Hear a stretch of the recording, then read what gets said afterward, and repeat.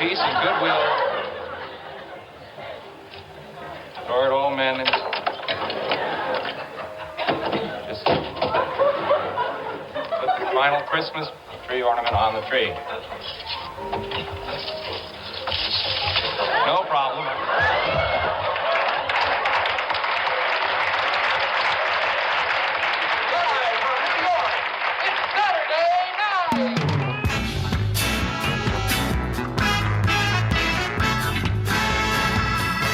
Hello and welcome to the Not Ready for Primetime podcast. We're Gary Seath and Brad Robinson. And you're not. This week we're taking a look at Season 1, Episode 8, the first Christmas special of Saturday Night Live, with host Candice Bergen and musical guests Martha Reeves and the Stylistics. I dressed for it. Brad is decked out in his holiday gear, his Christmas pajamas, ready to talk about this episode. Ho! Oh, wrong era. Unfortunately. Jealous? Hello, Mr. Lovitz. Brad, this episode, aside from being the Christmas episode, was another episode. I don't... It was, yes, this would be classified as an episode. And our first episode with the returning host. Yeah. Second time that Candice Bergen has hosted, just 1 month after she hosted the first time. And she makes it a point of saying that she had such a good time. That's why she wanted to come back. This episode is festive. There's a lot of holiday stuff going on. Yes, it is festive. It's almost like, I mean, it's like a concerted effort to be a Christmas show. Not a comedy sketch show, but like a Christmas variety show, more so than a legit sketch show, as it had been for the past couple of weeks, which is interesting. Yeah. That's funny that you should say that, because one of my notes was this feels like a variety show more than the last couple of episodes had. Yeah, I mean, it's interesting, you know, it's been a long, 3-4 months at this point? Yeah. You can kind of see that everybody's ready for the break. Yes. Like, there's no elaborate sketches. Everything is like one person, maybe two, talking to each other on the same set. Right. A lot of solos directed right to camera. A lot of what are there, 5, 6 songs in this episode? Five. 5, yeah. So it's just, I feel like it was more, let's have a Christmas show, variety, fun show than a comedy show, which granted, they busted their asses the last 2 episodes. I mean, you've had 2 stellar episodes. You're not keeping that momentum. At some point, it's going to have to dip. And I know this is where it dips. Oh, yes. But my counter to that was thinking, with the last 2 episodes being so heavily influenced by Lily Tomlin and by Richard Pryor, that maybe they had a little juice to prove that they could do this without it being run by a host so much. And I don't think they clearly did not do that. Right. I was wondering they did not feel this way. End that. No. Yeah.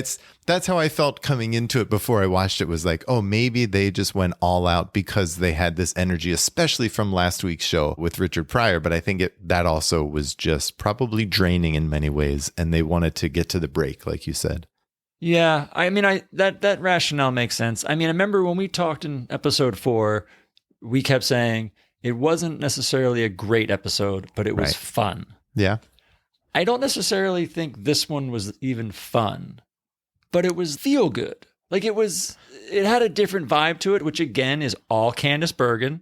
You know, she did such a good job on her first time. It's not a surprise to see them bring her back when they need somebody to kind of like be familiar, make it like a family atmosphere. And it's like, hey, we want to wish you all a Merry Christmas. Like she jokes in her monologue, this is her gift to herself. Like it's our gift to the audience. Like we're just going to have fun. I don't want to say phone it in, but they're more concerned on like having a good time than really making you laugh out loud. Yeah. No, and it definitely, I think when you called it a Christmas variety show, you totally hit the nail on the head. Between some of the sketches that they did, which were not necessarily funny, there was the whole bit at the end, which was just a, sentimental feel-good moment. It definitely was a, hey, let's go into the Christmas season with everyone feeling good about themselves and about everything. 5 days before Christmas also is when it aired. Yeah, So real close before Christmas. Yeah, 5 days.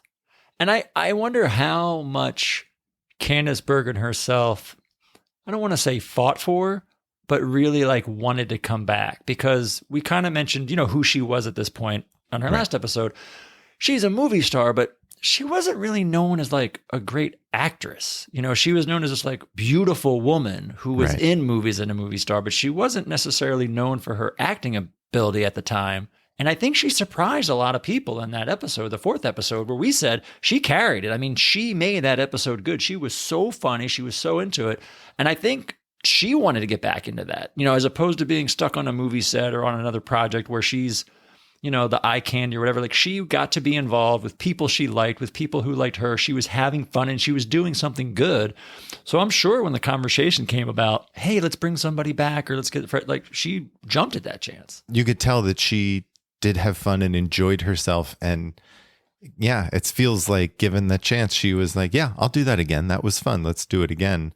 And maybe it was just a little too soon after the last appearance. Or just what they wanted to do. Like, they spent 2 weeks in a row of pushing the envelope, being edgy, being, contemporary comedy, that now they actually almost purposely went 180 in the other direction. Like, now we're going to show you, we're going to do an old timey Christmas show. Like, it's cool to be unhip. and so she played into it. I don't know. It's interesting that the way I don't know, the sketches they selected. It's also, as we'll see over the years, the Christmas episodes become less Christmassy.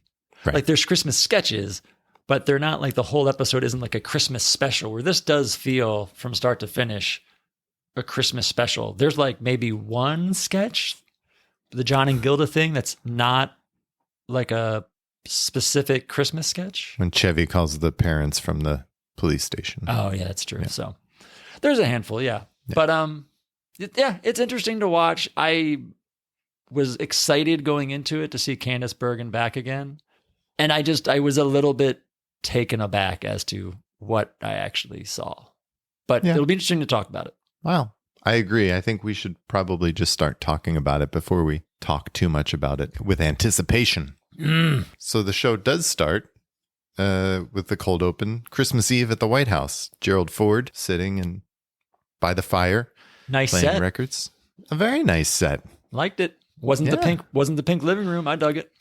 Not the pink living room. It looks very White House-ish. Garrett comes in to give him a cocktail. My favorite part was Garrett comes with a cocktail on a tray. Chevy says, okay, thank you, and takes the tray and turns around, and Garrett just downs the drink and walks out. Right. Well, I mean, he's playing Gerald Ford. Yep. I think finally he is Ford. It's not some guy who thinks he's Ford or whatnot. So he's playing Ford, and Garrett starts off with some physical humor, tripping over the boxes. I don't know if that was planned or not, but that was kind of funny. That was good. And then you get Chevy, he hangs the stockings on the wall upside down. Like you said, he grabs the tray instead of the drink. And then you can see it as they pan over, and he's like, oh, I'm going to go trim the tree. And as soon as you see the ladder, it's going to. Yeah. And this, I feel like this is probably the most known fall, because they play it like this was always played like on the Christmas best of. This was always what opened the show. But this is a big fall he takes. It was funny. I didn't think it was. And and after I said it and I thought about it and I wrote it down, I went back and I was like, I might be wrong. And maybe because I'm missing the like ass over head of it all. And he does take a fall from a ladder. Like, he's on a ladder putting a star on the Christmas tree, and just Greg the Hammer Valentine face plants. So yeah, maybe my initial thought was, it isn't really that fake. Yeah, I think he comes down on his shoulder. That's what it was for me. Like, maybe. he comes down right on his shoulder. And it's staged perfect for the fall. Oh, like, yeah. It's staged well, like where the camera is and he's on the side. So he's not like falling from behind something anymore. Like, you see him in the tree. So it's staged perfectly. And he's great. And when he starts talking before he's like, I got to give the Christmas announcement. He starts speaking, and the stage manager comes in, who's the real SNL stage manager, comes in and starts counting him off. He's talking straight through it. Like, it's good. I don't know. I didn't love it as much as I thought I would, for as much as I remember this scene being one of like the quintessential Gerald Ford openings and falls and Christmas falls. Something just, it felt like maybe a little forced or weak. I don't know. I just didn't love it as much as I wanted to. Well, you also have never seen it in this context where you're watching so many back to back to back to back in such short amount of That's time. true. Too, right? That's true. So yeah, it was a good cold open. All in all, I liked it. Yeah. I thought it was a decent way to start the show for your Christmas show. Mm-hmm. And then Candice Bergen comes on for her monologue. She also comes down the steps. So now I think this is 3 weeks in a row we've established walking down the steps on home base, which is decorated with a nice little Christmas tree. I like that. It was a nice touch. And Candice Bergen comes out to do her little monologue. Basically, it's not a monologue. She basically comes out and says, "This is my Christmas present to myself because I had so much fun here last month when I did this show. Let me introduce Martha Reeves." Yeah, it's an honest, open monologue, and it's obviously the shortest to date. And this has got to be one of the shortest of all time. This has got to be top 5 shortest monologues in the history of the show. Yeah. What, 20 seconds? Oh, She has yeah. like 3 lines and kicks it over to Martha Reeves. Yeah, something like that. I mean, it's fast and it's just an introduction, which was interesting because the last few shows we've seen a sketch or something and then the musical guest. But this is straight to the musical guest to start the show.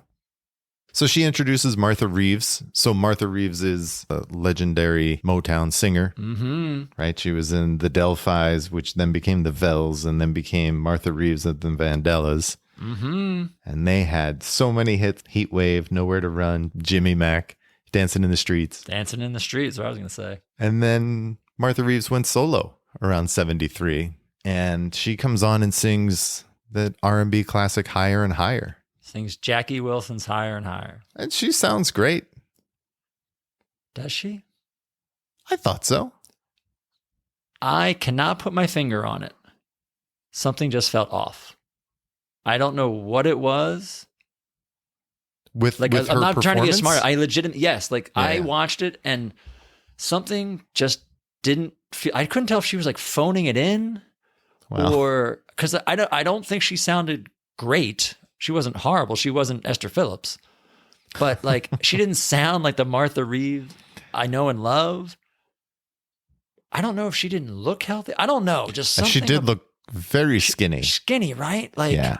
Granted, most of the time I remember Martha Reeves is from like the 80s and 90s when she's a little bit older, but just something about it. I don't know. I couldn't enjoy the performance. It's interesting. The one thing I thought was her microphone sounded, I don't know, more distant than the background singers did to me. I wanted to like this. I love Martha. Who doesn't love her? And who doesn't love Higher and Higher? Like, it's a great song. It's a great singer. It should work.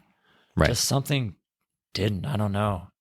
It's cool. They look like they have like a music guest set now. This is the 3rd time they've used that set. So we'll see how many times that shows up again. And you see the band dressed up as in their angel outfits. Howard Shore and his band of angels. So that was Martha Reeves' first performance of the evening. Yeah. Ugh. From that, we go to our first Mel's Char Palace of the evening. So this week's running bit that comes back multiple times is Dan's Mel's Char Palace commercials to camera. Yeah. You don't like Mel's Char Palace? This is another one. I remember Mel's Char Palace. Sure. I thought it was hilarious. Yeah. And then I watched it and I was like, classic bit, can't wait. I was like, oh, it was shorter than I remember. And I feel like this is one that I've been like ingrained to like over the years because you've just seen it so many times. Yeah. It's another, like, I didn't like it as much as I thought I would. Like, I was excited to see it. I'm like, great, Mel's Char Palace, Dan Aykroyd, it's going to be fantastic. Yeah. And it was good. It was very good. I just think my expectations were too high when I saw it and I was so excited. I mean, you've seen it for the last, 20 years, right? In different clip shows and stuff. And so maybe in your head, it was a little more inflated. You also only ever see the first one generally, right? You don't usually see all 3.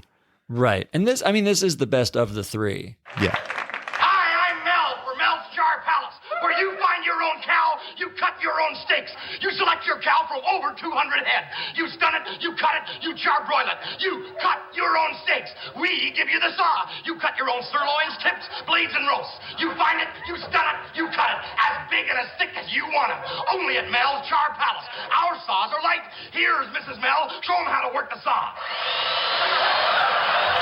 Yeah, she does it. You can't do it. Mel's Char Palace for 17 per ounce. But on its own, it's very funny. Dan, it's another Dan salesman, pitchman. He's great. Gilda's funny, standing there with the chainsaw. It is good for what it is, and it's good that it's short. I just we'll talk more about it, I'm sure. Next, we have a sketch where we come into Dan and Jane with these very heavy accents, sitting and reading, wondering where their son is. And the phone rings. Dan answers it, and it's their son, Chevy, calling them from the police station where he's been arrested. And Dan answers the phone. He's like, I'm sure it's fine. I'm sure it's nothing big. I know what I did when I was your age. And Chevy's like, it's murder.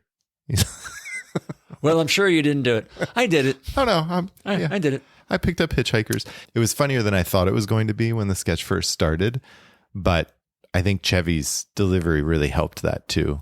Yeah, I didn't love this one either, which I'm going to say all night. I'm just ready. The two-set sketch felt weird to me. I don't know why. Like the cutting back and forth, just something about that felt weird to me. Dan and Jane were great. I mean, as always. Yeah. I feel like this had to be Michael O'Donoghue. I don't know why. Just the tone of this is like it has to be a Michael O'Donoghue bit. It's funny because it felt like this is kind of early season where it leads up to the one joke, where he hangs with the phone and Jane's, is like, oh, was it marijuana? Yeah. It's like, no, it wasn't that. She's like, okay. And like, that's like the end. That's the gag and the end joke. And they cut it out. Yeah. And I'm like, that's the joke. It was all just up for that one line. But well, I think I think the first part was a joke too, where it's like, what are you arrested for? Oh, it's murder. I have in my notes that it was written by Franken and Davis, actually. Oh, okay. Where'd you get that? FrankenandDavis.com.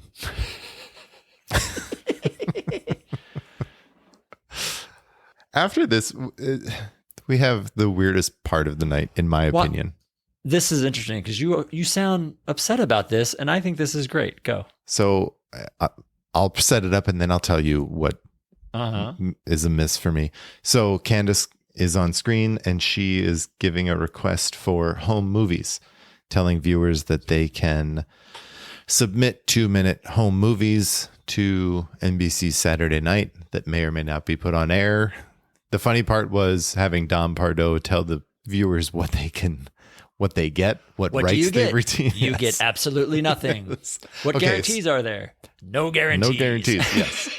No, that part was funny that they had Dom Pardo do it. I think what was a miss for me was that Candice Bergen was the one doing it.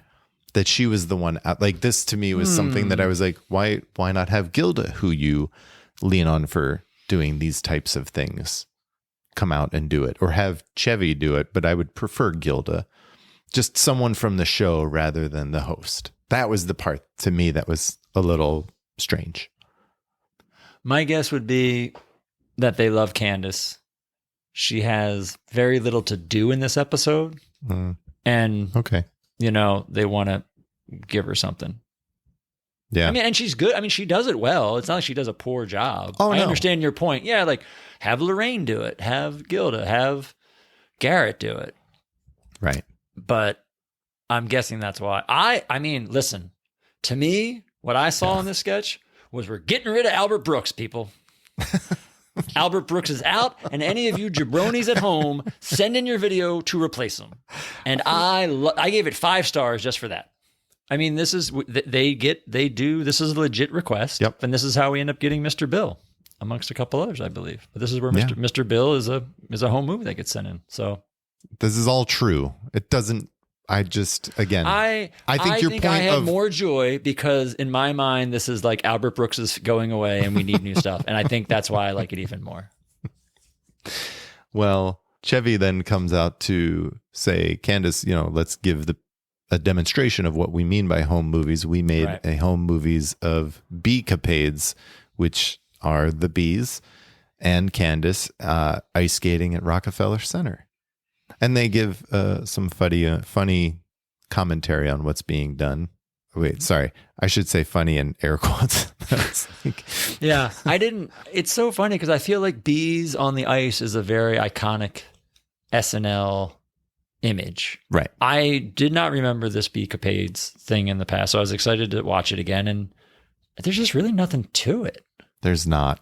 It's the joke is, I mean, there's the running joke of Candice every time they show the cast in their bee outfits doing their performances, and then Candice skates up next to him and she goes, "That's me. Yeah. That's me. Yes. That's me again." And really the funniest joke was at the end of the night, they spell out Noel and Chevy says, and they dedicated this to Leon. Yeah. That was funny.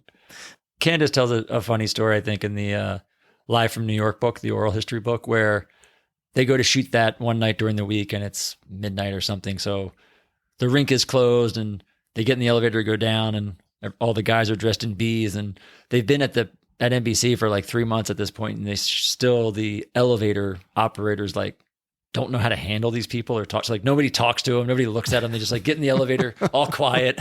They ride down, like no one says a word to them. They like slink off afterwards because they still like have no idea who these knuckleheads are running around the studio right all night every night. So it was just funny. She tells that story. It's kind of funny.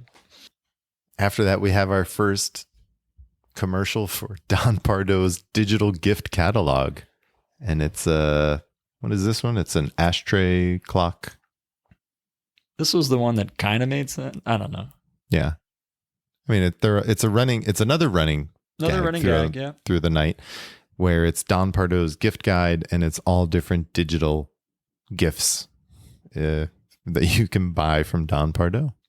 But like you said, this was one. It's the ashtray with the clock on it. It's about a 30-second voiceover. And I was just like, I had two notes. One was, oh, this is quick, one note. And then my next note is, they're just really flying through things. In this episode in general, it's like, yes. boom, boom, boom, boom. Like it's kind of back to episode one. Like everything's short. Everything is just like moving. That was my note at this point. After the first digital gift guide, my note was, this is very fast. We're only 15 minutes into the show at this point. I think I looked at the clock at this point because I was curious. Yeah. Yeah. Because when you said 15, I rang a bell. Yeah. Yeah. We're flying through this show, but just everything is short. It's a lot. It does feel like week one again. Yeah. We go to another Polaroid commercial, this time with John and Candice. John dressed as... real commercial. Real commercial. Yeah. Sorry.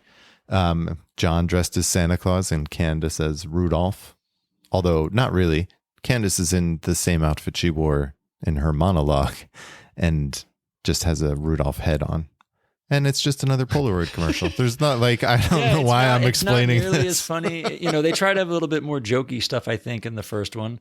It stumbles a bit. It's fun to see John as Santa for whatever reason. That was humorous. Sure. I think we talked about this before, but they made this deal with Polaroid to do a series of these really real live commercials throughout the show. And I guess whoever's in them got paid extra, as like a commercial. So Lauren tried to change it up every time. So like a different actor would get a couple extra bucks that week. Oh, so that's good. So you get Chevy, you get John. I know there's one with Garrett down the line. So we change them up. But like you said, there's nothing really to say. My one note at the end of this, and I go, I'm starting to get a real not good vibe about this one. That's my note after this sketch is I'm just not getting a good feel on this. About this entire episode. The whole episode. Like I'm like nothing really good has happened yet.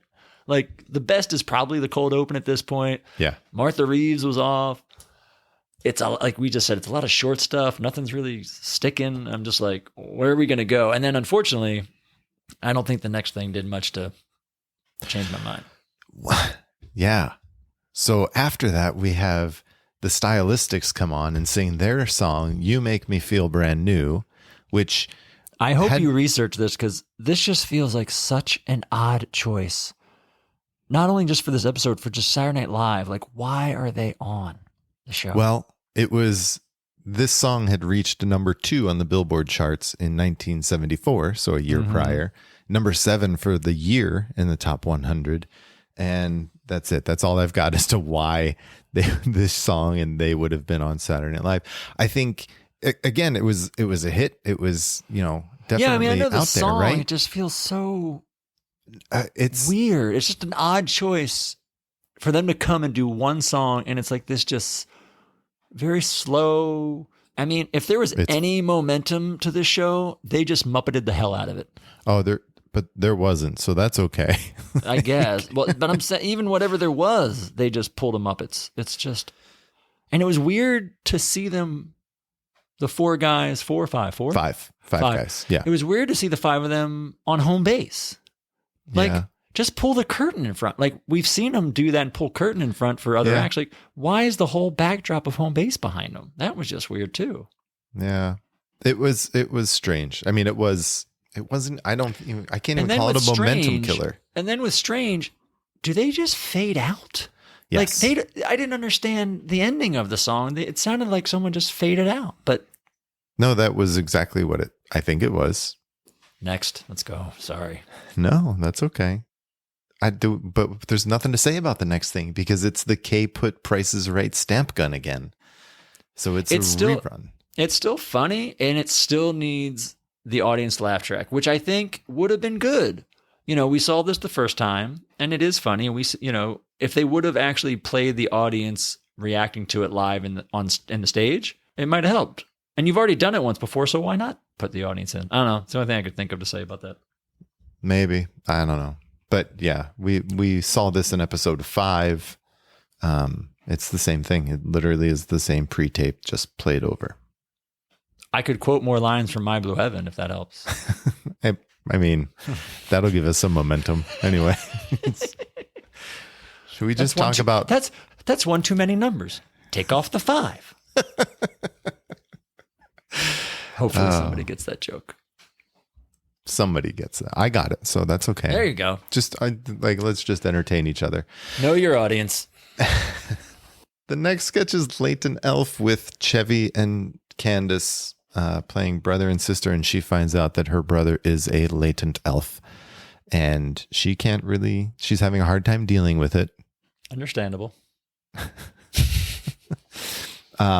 She finally comes to grips with it, and then their parents come, Jane and Dan, and it turns out that Dan is also a latent elf, and Chevy and Dan frolic because, as Chevy explained earlier, frolicking is so much fun, and just wait till you learn how much fun it is. I mean, 1975, man, like trying to be funny with the gay jokes again. Like, yeah, really.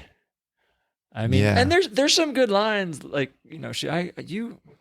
obviously the joke is sure him being an elf is he's gay. And so, Candice, I never saw it.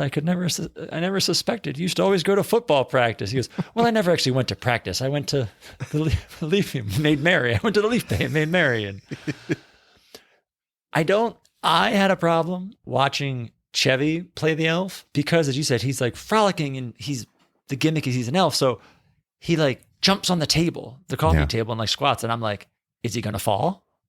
And then he like sits and crouches on the back of the couch. And I'm like, is he going to fall? Yeah. Like he kept doing stuff and I kept waiting for Chevy to take a fall. Yeah. He did. Like that was my first note when he jumped on the couch. I'm like, is he going to fall off? No, because he's frolicking. He's frolicking. Candice had a good line there. She's like, can you slide over? I can see your bells. Yes. Like there's some good lines in here. No, there are. Chevy has a not very funny ad lib, but it was like his hat fell off. He's like, sometimes my hat falls off. I thought that was funny. I was like, that couldn't have been planned. I thought there was a great little like mess up where his hat falls off and he throws a line in and it worked. It worked great. I thought it was funny. It was funny to me because I was like, you didn't even have to acknowledge it. You can just put your hat back on and keep going with your lines. That's all. It worked. And then the parents come in, like you said, Dan and Jane, and we come to our segment that we like to call How Great Was Jane as per usual. Like her just disgust and demeanor when she pulls the hat off to reveal that Dan is a latent elf too, and he has been for years. And she's like, who Whose tree was he trimming? Whose stocking was he putting a lump of coal in? Like, she was good.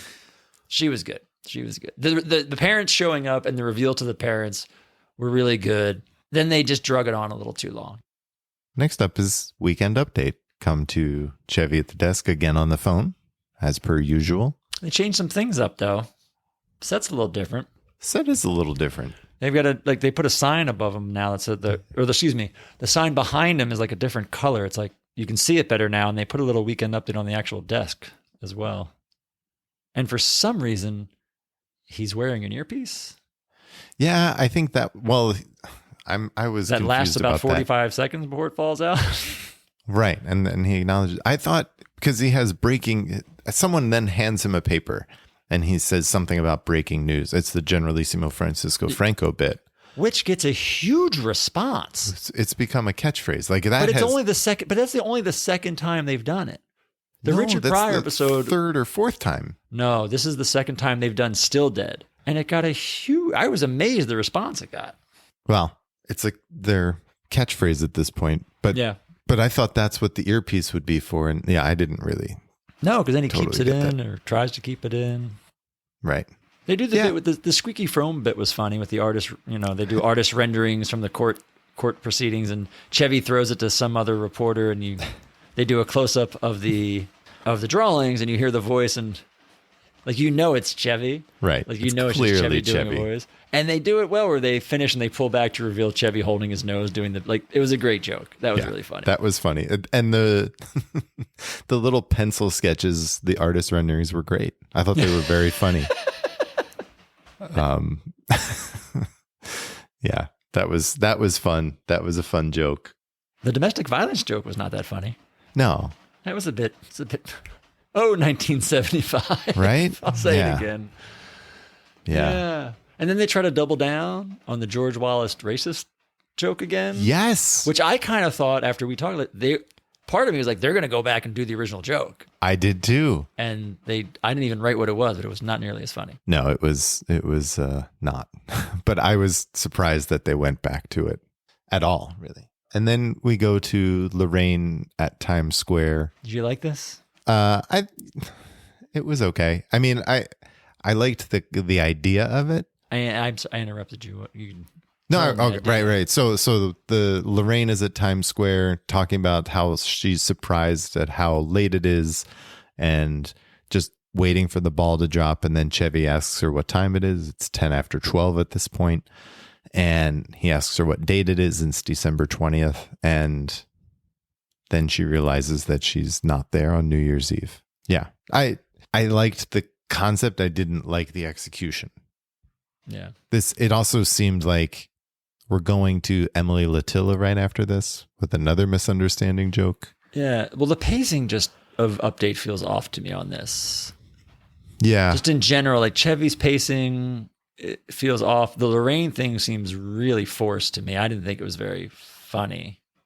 I didn't dig the Angola phone gag where he said they're going to call Angola and it's Angelo's Pizza. Yeah. I didn't. I forgot about that part, actually.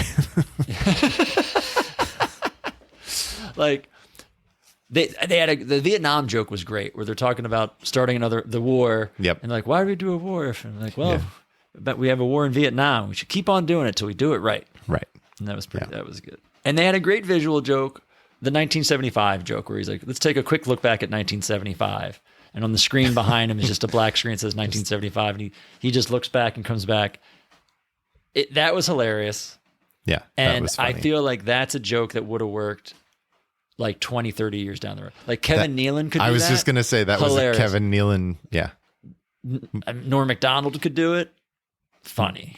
Yeah. Kevin Nealon is just so good. It would be perfect Kevin Nealon joke. Yeah. It would be. But we finally end the first half and then of Weekend Update. Not the show, just the first half of Weekend Update. Yeah. And then we have Emily Latilla back. Well, you're skipping. Oh, I'm you're skipping sorry. I Tarnoff, skipped. Yeah. All right. which actually had my first laugh out loud moment of the night. So we got to talk about it. Okay, so Candice Bergen comes on as Princess Grace of Monaco, pitching a tarnish remover product called Tarnoff. And she shows how simple it is to get between all of your jewels by dipping her crown into a bowl of Tarnoff. And when she dunks her head in that bowl, Yeah. that is the first time this entire episode I laughed out loud. As soon as you said this is the first time I laughed out loud, I knew what it was. And I was like, oh, I got to get to that because, yeah. Yeah. Yes. And then she has two guys dressed as knights come over and dunk their hands in. It's Our usual twosome. There they are. Schiller and Levy. Schiller has a fake mustache on, though. I think it's fake. I don't think it's fake. You don't think it's fake? I don't know. He didn't have it last week on the Richard Pryor episode. Maybe he grows hair fast. That was Why fast. would he have a fake mustache? I mean, why not? Why not? Put it this way. If Tom Schiller put on a fake mustache for this night bit, he wins the fucking MVP of this episode of actually putting forth effort. It was kind of cool to see a live commercial break. You know what I mean? From Update. Usually you go to like the pre-tape trial. Yeah. It was kind of cool to do a commercial and it's a live one. Yeah. But she gets my first laugh. Congratulations, Candice Bergen, for getting Brad's first laugh. Someone should let her know because she'll be happy.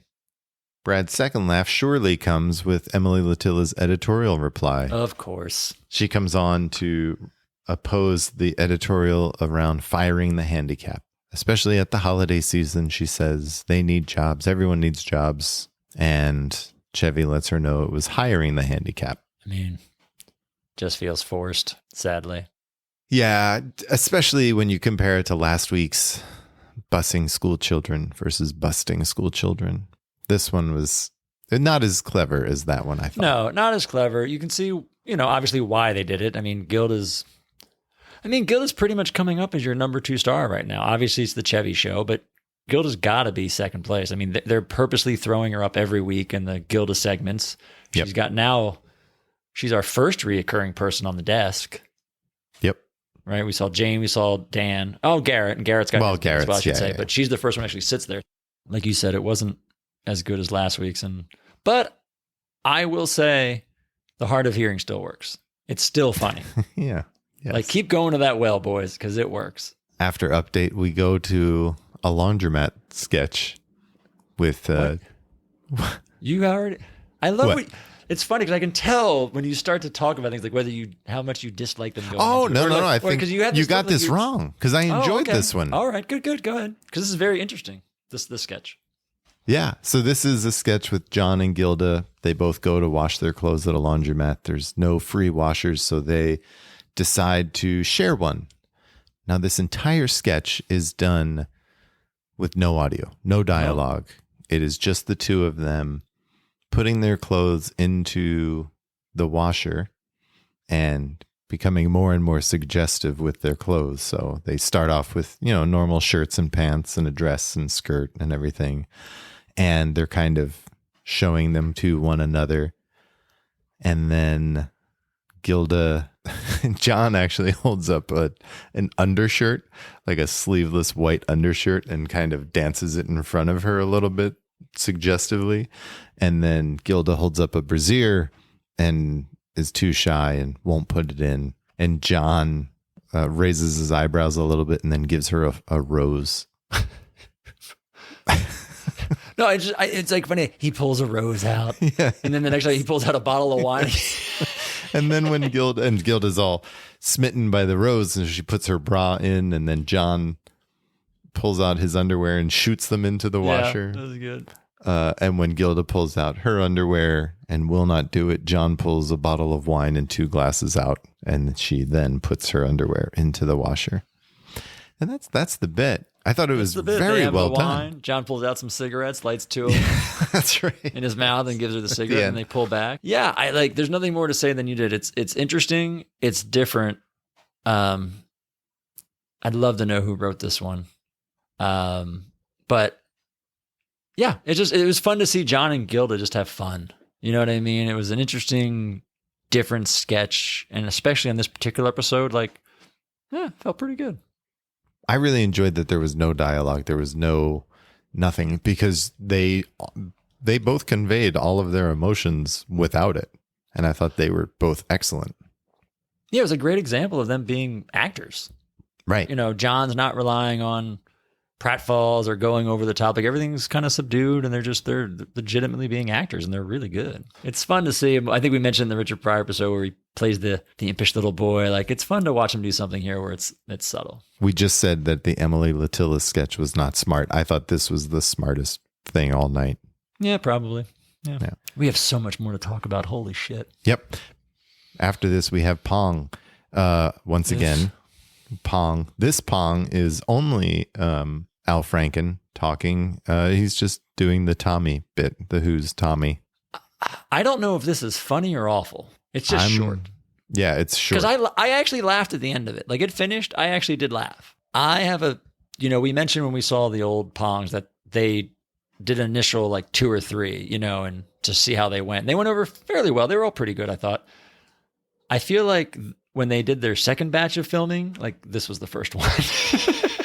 Maybe this one was just literally Al Franken was there waiting for Tom Davis. Maybe. And they shot this. Maybe that's all this was. Maybe they didn't write anything. Maybe this is literally. And they were just listening. Well, yeah. If that was the case, I would have thought it been a Grateful Dead tune. But yeah, I could see that. Well, just sitting Tommy. around waiting. Right. He's waiting for Tommy. Yeah.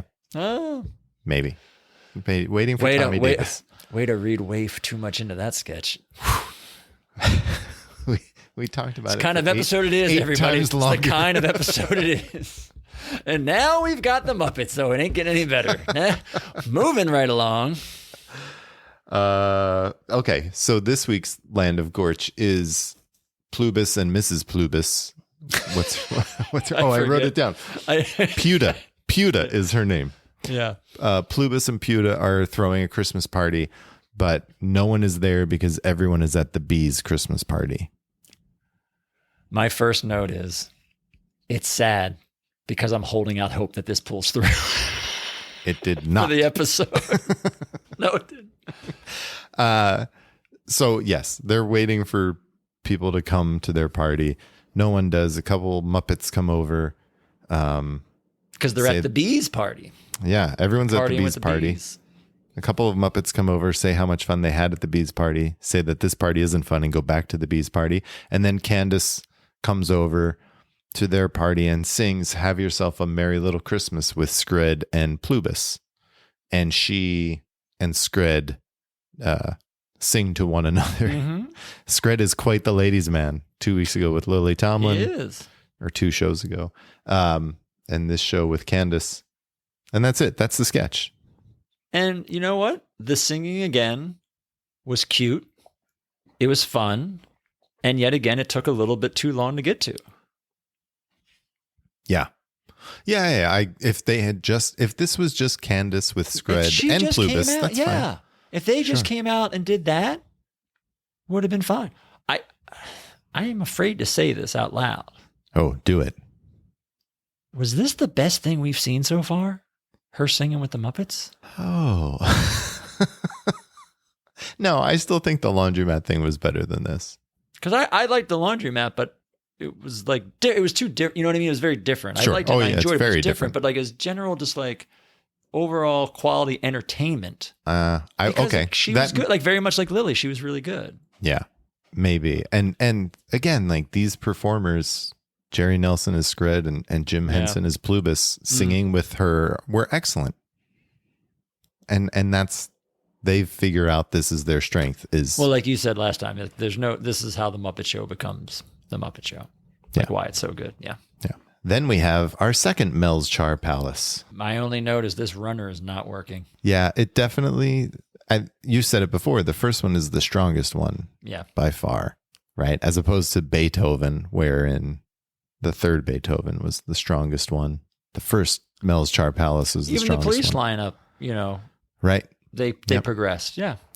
No, and it's a bummer because I think this is the first one they've missed. The first runner that they've done, they've missed. And it's just the first one was so good, you could have left it alone. They don't introduce anything new into this. No. Like I feel he legitimately repeats some of the same exact lines. I believe so. What would have been funny if they had a kid there with them maybe. And the kid was running the chainsaw, like Little Mel or something. Like that, right. Do something. But they literally repeated the same stuff. So yep. Oh well. Let's have a song. Let's have a song. Let's have a festive song. Yes. Sleigh bells ring, Wonderland, snow is distant, a beautiful sight. We're happy tonight, walking in a winter wonderland. Gone away is the bluebird, here to stay is a new bird. He sings a love song as we go along, walking in a winter wonderland. It's Howard Shore and his band of angels playing Winter Wonderland with Garrett. And then the ladies all come on, followed by the men. Dan singing was great. Like, Dan was the only guy who was legit into Does this Chevy singing. not know the words? Did you see him when he first comes out and he like gives some look off camera like, I don't know what I'm doing. Yeah, that is exactly what it did. It seemed And Dan totally hogs the mic. Yes. yeah, totally. But He he's totally also- hogs the mic. He does. It was great to hear Garrett sing. Like, Garrett is a singer. This is the biggest thing Garrett's done in 8 weeks. Ooh, that's an interesting question. I think your arguments are cold open Richard Pryor and the CIA sketch.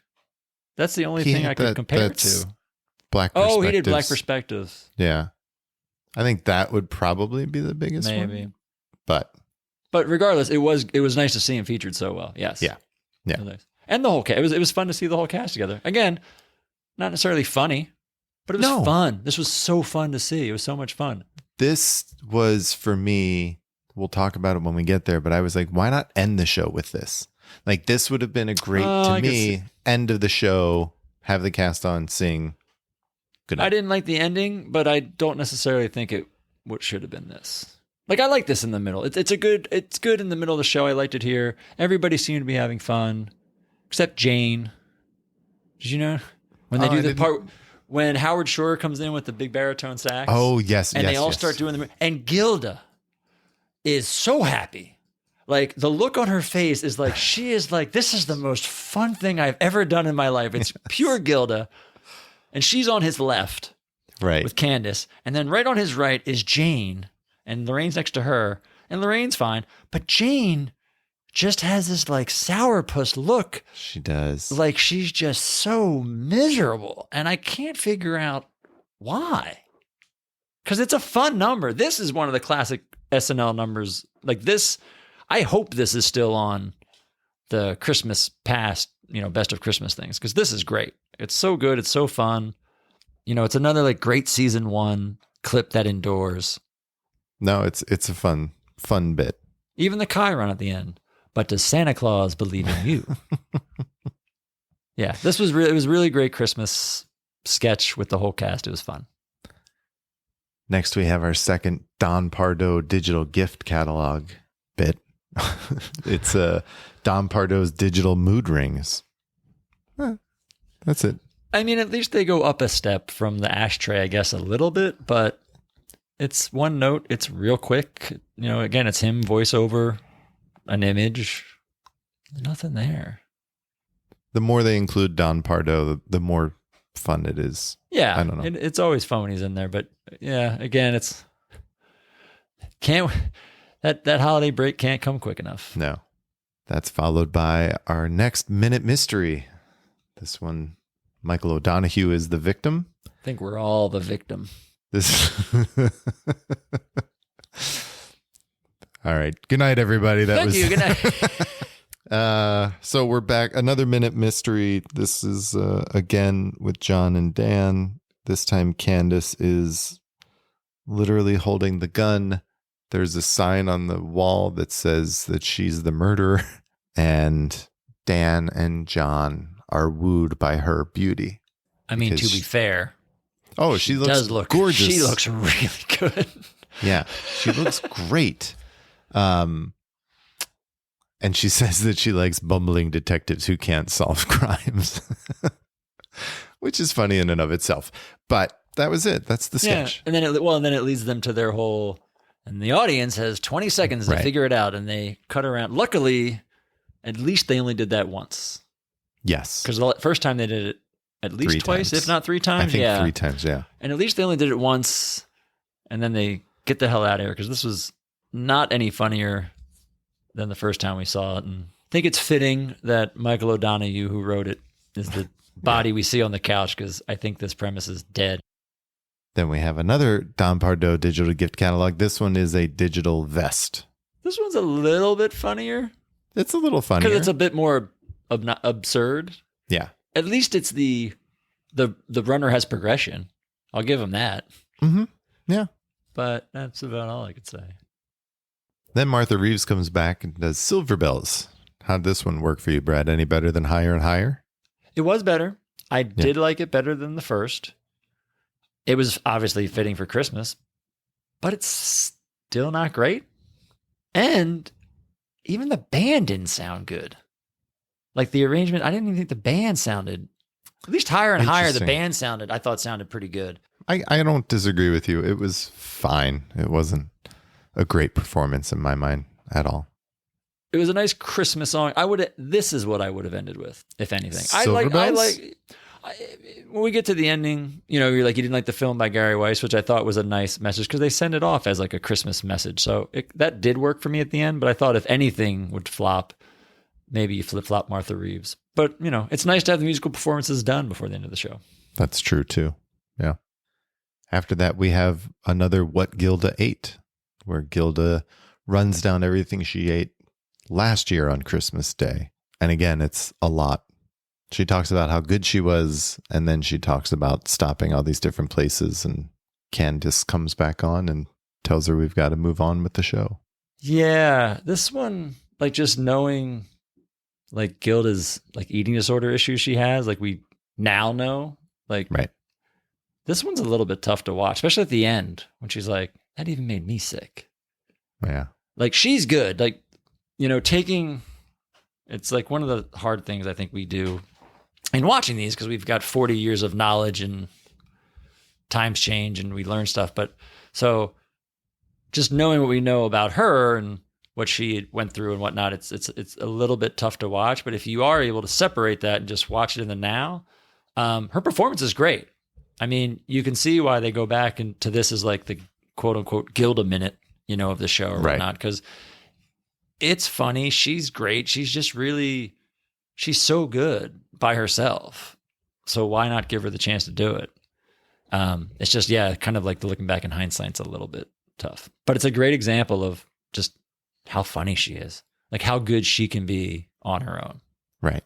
So we go from Gilda talking about everything she ate to the Fritzy Kringle show, which is Lorraine as a cook trying to do her demonstrations of how to cook things, in this case, cookies, but she can't cook them correctly because she keeps eating all of the ingredients before she actually makes the recipe. This sketch is either genius or horrible. Like, wait, you said that earlier. I didn't get this one. I did not think this was that funny. She has this big ass smile on her face the entire time. Yeah. Like you said, every time she grabs ingredients, she shoves them in her mouth and she keeps stuffing her face. Yes. It's like one of those kind of like, it's like the bizarre humor. You know what I mean? Like absurd humor. Where if you dig it, you probably think this is genius. And if not, then you might be like, I don't know. But, there is the end when she lifts the tray up and like, this is what your cookies should look like. And they just look horrendous. Yes. And then she puts them in the oven and she's like, and she's like, and this is what they looked before. And now I'll show you the after. And I was waiting for like pristine, perfect cookies to come out. Right. And she pulls out the oven and they look equally as horrible. Yeah. So that was good. And then she pulls out a goose and it's like a half cut duck. Yeah, because she ate it all. Yeah. That's what I mean. I'm like, I thought this was great. Yes, go. Yes, tell me, please. Did you? I thought I did because, and I wish that there was a little more setup for it than there was, because we go into the middle of all of this, right? Right. But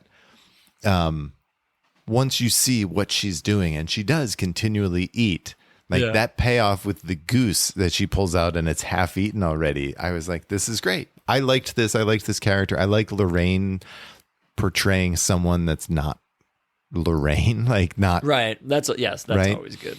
And I thought she did a great job on this. Like I really enjoyed this piece. All right. You got the absurdity much better than I did then. Like, you saw the humor that I was missing. So, because I totally hear what you're saying with it now. Right. It's like, okay, yeah, I get it. Yeah. No, I understand. It was one of those where I was like, what am I watching? And then it kind of clicked, like, oh, she's trying to add all this stuff and just keeps eating it. And she's, I enjoyed it. But then we have our third Mel's Char Palace. I mean, I have one note. At least they were done live. Yeah. Like, at least they weren't pre-tapes. At least they were done live in front of the audience is what I can say. But that's it. Yeah. I just love Dan's energy in this. I think love in Dan's all energy three. in almost everything. I mean, he, as per usual, commits fully. I thought he was great in this, but yeah, we didn't need 3 of these, as you said earlier. After this, we have another one-on-one conversation. Last time Candice was on, she did a conversation like this with Gilda. This time she has Maggie Kuhn, who is the founder of the Gray Panthers, on. The Gray Panthers was an organization that fought for the rights of elderly people. And they have an honest and earnest conversation about the treatment of the elderly in the United States at this time. Yeah, it's another segment where Candice gets serious, like you just said. Kind of a nice break. It feels fresh a little bit, you know. I said it on our first episode, and I think I asked, like, when's the next time, like, when will you see this again? Like a host or somebody taking an issue and actually talking about it. And here we go. She's back again. So, you know, I don't know what it really tries to do other than maybe bring awareness to the cause, much more than that, and like where it really goes. But it's different, and it seems like, again, something Candice genuinely cares about. So it's like, great. Like, and I like you're the host. Right. Do your thing. You want to talk about it? Talk about it. Like, go for it. You know, didn't stay on past its welcome. It was short and sweet, and then it leads into something else sweet to end the show. So it's fine. And it leads into Homeward Bound, which is a film by Gary Weiss of people greeting their loved ones at the airports. Just honest footage taken at airports of people greeting their families back when you could go to a terminal at the airport and greet your family. And it was nice and touching. Like you said, it was a great ending to a Christmas show. Yeah. I mean, Gary he's been with the show. You've seen his name in the credits. He's been involved with a lot of the pre-tapes up to this point. And a lot of his films, because he'll do a lot more. He's kind of like, I guess you'd call him like the successor to Albert Brooks once Albert Brooks leaves. Because, you know, I think they realize the short film works in the right capacity if it's done the right way. And this one, again, like you said, not even a comedy. It's just a nice little Christmas message to send everybody off with. Yeah, no, it's interesting looking at this show as a whole and realizing that it is a Christmas variety show, like you said, and they're really tugging on those emotional heartstrings for Christmas, which is what they do when they come back for Good Nights. Everyone is on stage. All the cast. Everyone who's been on, everyone's waving goodnight and having fun, except for Chevy, who kind of is trying to get Candice's attention. It's very awkward. Schiller and Levy are still in their night outfits. They are. I got it as my one credit. Like, boys are really sticking to it. I thought that was funny, but it was great. It's like, yeah, you know, at the end of this entire episode, even though it wasn't as funny as we wanted it to be or as fun as the last couple of episodes, it gives you that nice holiday feel. That's all, of like, these people are excited to go into the holidays. Yeah, I was kind of torn between that, because I feel like you came off 2 such solid episodes that I was a little torn of not getting more comedy, especially when I guess the Christmas stuff was like, the Martha Reeves stuff wasn't great. I think, but when you compare it to the last 2 episodes were so heavily influenced by the hosts who we're talking about. Well, Lily they're so Tomlin, good. I mean, right? You can't like compare they're a those sketch two. player and a comedian, but they carried so much of that comedic weight and brought so much of that comedy themselves. But she was funny as hell in her first episode. You just got done saying that it wasn't good. It was fun. The first time she was on, it was fun. This wasn't fun. I didn't think this was fun. That's what I'm saying. I don't think this was good or fun. This is hands down, I think, the worst episode we've seen this season. I would. You don't agree? For people who are listening, I'm making a face at Brad, a face of disbelief. Of all, Of all the episodes we've watched, this is the one I would want to go back and watch the least. You would rather watch Paul Simon. Damn it. You would rather That watch the doesn't count. Robert Klein episode? I would watch the Robert Klein because it was so bizarre. I would watch Robert Klein again just because of how bizarre it was. I would, yeah. I would watch Rob Reiner because there was just really important things and I thought it was good. Yeah, I would. You might have me on Paul Simon though. Oh, wait. At least Paul Simon, I knew what I was. But But at least Paul Simon, I knew we were getting into. Like we knew it was the Paul Simon show, so I think I was ready for it. I think for this, no, I was you didn't know, expecting like, a show. You know it now. Oh yeah, you're okay. Okay, Fair, so fair point. go back. Listen, when the Muppets crack your top 3 segments, you're in trouble. That's all I'm saying. But again, it's the Muppets interacting with the people. Like Right. the Muppets by themselves are not going to crack the top 3 of this. Yeah, it's just a bummer. I think just because we've been riding such a great wave, whether it's, it was fatigue or just because they were so close to the holidays and they just wanted to get to the break. I don't know. You can see why after this, Lorne was so unhappy with how this turned out that he and O'Donoghue and Chevy stayed in New York over the break and like wrote most of the next few episodes. There's just not much here. That's I don't know. It's just hard to watch. And I think this would probably be the first one I would, in seeing them all, even knowing what the Paul Simon is, I'd probably watch Paul Simon over this. So then, Brad, what's your best bit? I'm going to go Winter Wonderland. Okay. I love that. I've always loved that. I think it's a great bit. It's a great holiday message from the show. It's always good when you can see all the cast together. And I would still do the very first Mel's Char Palace because it is a classic Dan bit. I think those two. Yeah, I had those two are definitely my top 2. The only other one that I really enjoyed because it was so strange and subtle to me was the Fritzy Kringle show. Really? Yeah. Interesting. It made me laugh. I'm going to go rewatch it now because I feel like I did not appreciate it enough. So I'm going to rewatch it. I just really enjoyed a performance from Lorraine like we haven't seen yet. That was the first time we've seen her like that. So I enjoyed that. Well, that's it for the holiday special. We've said way too much. Next week, we're going to take a look at season 1, episode 9, hosted by Elliot Gould with musical guest Anne Murray. This show is the show they won the Emmy for. Is that right? Yep. I'm excited to watch that. I am excited. I am excited to see how they bounce back. Like, I think they all know it's like they knew this was not up to standard. So I'm excited to see how they bounce back. Me too. I'm excited to see how good Elliot Gould is. Until then, good night and have a pleasant tomorrow. Good night and have a pleasant tomorrow.